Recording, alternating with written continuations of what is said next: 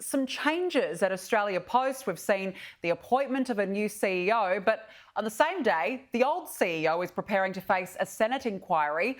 What sort of an impact could that have? Good morning, Janika. I don't know if it's a coincidence, a plan, I'm not sure. But when you've got the new CEO being appointed the day before the outgoing CEO, the old CEO now, Christine Holgate, of course, is fronting that Senate inquiry. It makes for some interesting dynamics, doesn't it? Some interesting juxtaposition. The story really here, of course, is a political one, and then it's a business one. We know that Australia Post is, frankly, facing some challenges. We know the parcel volumes are growing dramatically. The letter volumes are falling dynamically. It's a real issue for the company to try and deal with as it grapples with a new world. Of course, there's extra grief around who should be leading the business. Was it reasonable that Christine Holgate was forced out by the PM or the chair as a result of that Cartier scandal? Of course, I don't think it was, but that's for someone else to decide in the fullness of time. The important thing, of course, for Australia Post is they get on with doing business, make sure we're all served as a community, and most importantly, they have a fundamentally working business model in a land of online deliveries and where letters really are the thing of yesterday.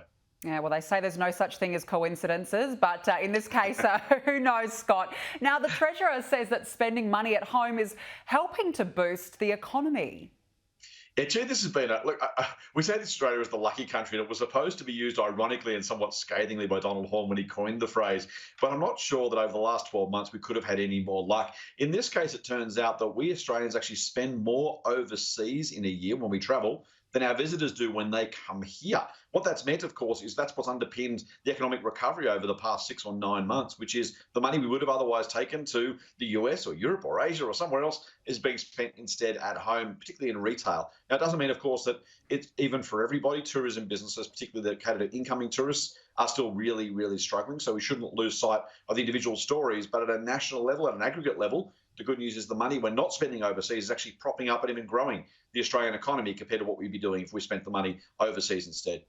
Well, it's interesting because the Deutsche Bank is saying that the budget could be in surplus in as little as 4 years. Is this an optimistic prediction or in line with expectations, Scott? Danica, I think it's a little bit optimistic, but to be fair, Deutsche Bank has said that that's the case. They're saying it could be back in surplus in as little as 4 years if circumstances fall the way we hope they might, which would be a stunning recovery, quite frankly, from the deepest, sharpest recession we've had on a quarterly basis in history. Of course, we've only been doing quarterly GDP numbers for the last 60 or 70 years, so it doesn't take the Great Depression into account. But when you think about where we were, and again, it's so hard to forget, but equally it's hard to remember sometimes how bad things felt, how scared we were in March, April, May and June last year. The fact we might yet get the budget back into balance in as little as 4 years is a remarkable turn of events. Now, it won't pay off that debt. That is still going to be multi-decade debt unless we do something to pay it off more quickly.